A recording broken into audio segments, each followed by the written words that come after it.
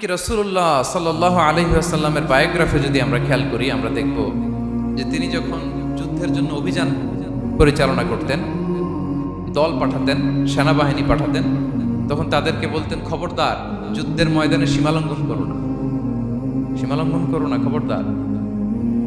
যুদ্ধে যদি কেউ হেরে যায়, বন্দীদের সাথে খারাপ আচরণ করো না। ওরা হেরে গেছে বন্দী, আপনি চাইলে তার কান কেটে দিতে পারবেন, নাক কেটে দিতে পারবেন, আকৃতি বিকৃতি করতে পারবেন না। বিষ্ণু ইসলাম বলেন, খবরদার সীমালঙ্ঘন করো না। যেখানে যুদ্ধে গিয়েছো ওই এলাকার শিশুদেরকে মেরো না,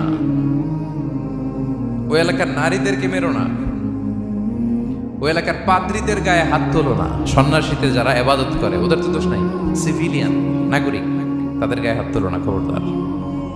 গবাদি পশুর গায়ে হাত তুলবে না, এগ্রিকালচারাল প্রোডাক্ট জ্বালিয়ে দিও না। সুবহানাল্লাহ বিহামদি। কি রহমতের নবী ছিলেন। সীমা লঙ্ঘন যেন না করে বিষ্ণু ইসলাম অভিযান প্রেরণের আগে তিনি স্পষ্ট বলে দিতেন, খবরদার কেউ সীমা লঙ্ঘন করবে না।